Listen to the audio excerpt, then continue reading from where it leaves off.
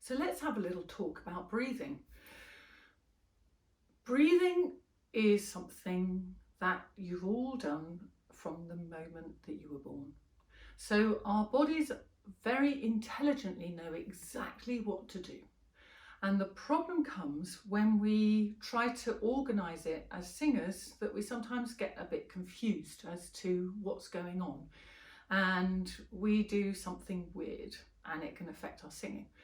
So what I'm going to do is just talk you through some ways that you can think about it so that you can really notice what happens in your everyday life when you're not singing, and then be able to piggyback onto that when you are singing. So we can use Hugo, here's my skeleton, as a bit of a demo. So if you have a look at Hugo, you see his ribs. So you can see his ribs here. There's a sternum that comes all the way down here. And we've got the clavicles, which are how the arm structure is supported. And then here we have the bones of the pelvis and the hip joints right in here. So what I want you to imagine is that we're made up of two balloons.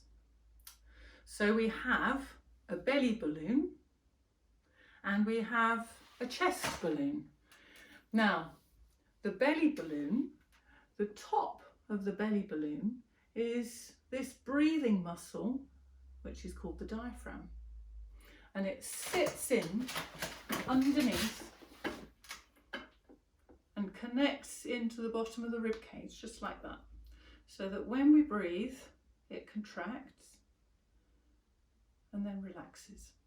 And it can only contract or relax. There's no muscles that push it up. It only contracts, relaxes.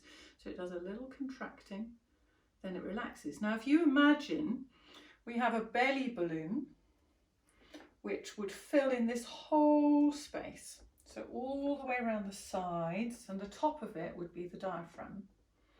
Now that balloon can change shape, but it can't change volume. So it's a bit like using my lovely squishy ball. So if we change we can change the shape of it, and we can squish it in all sorts of directions, but we're not changing the volume.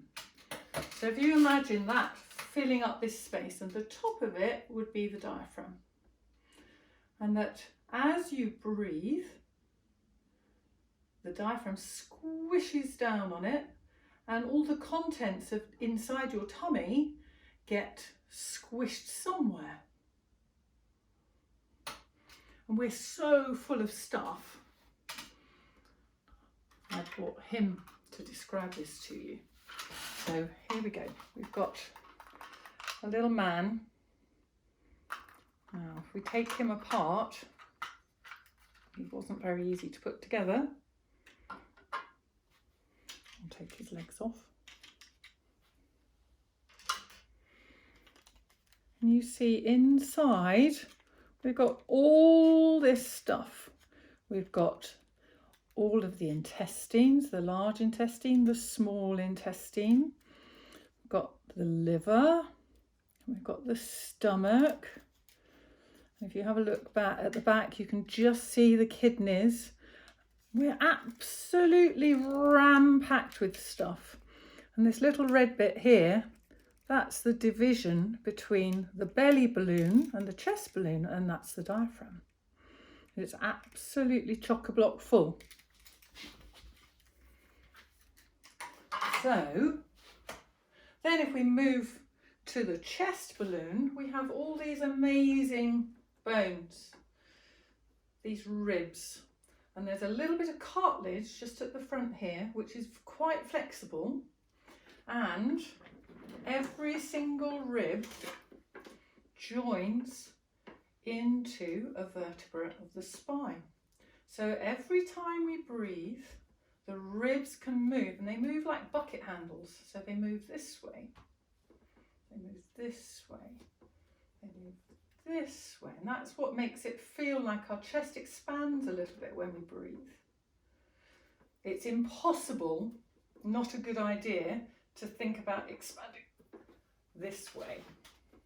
They don't really like that, but they love doing this little movement. He's a bit stiff. They love doing this movement. So these ribs move like bucket handles, and the sternum, as it does that, moves a bit like a pump handle. So we get this sort of movement when we breathe in. So the diaphragm contracts down and it pushes against all of that stuff inside the belly. Now the reason that the air goes in is because this is an air balloon. So this balloon is open to the air. And when the diaphragm comes down, it makes a bigger space inside your lungs and lowers the pressure, and so the air rushes in. So I made this little model. I don't know if you can see what I've done. It's a little soup jar, soup pot, and I've glued a balloon all the way down the bottom, and that represents the diaphragm, and then the blue balloon in the middle represents the lungs, and then that balloon is open to the air. So watch what happens when I pull down on the diaphragm balloon and then let go. And the air comes out. You can even hear it. So it lets it in,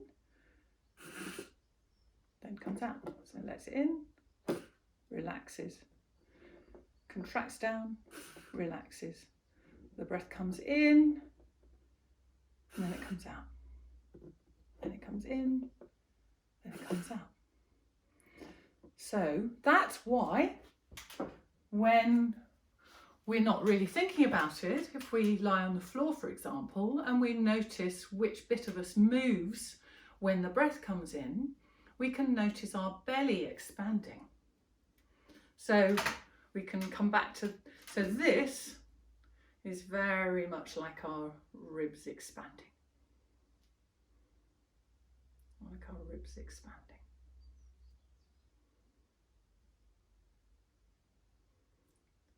So the air would get drawn in and then relax out.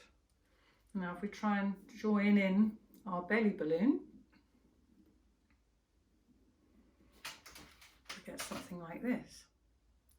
Take a hold of it. So we get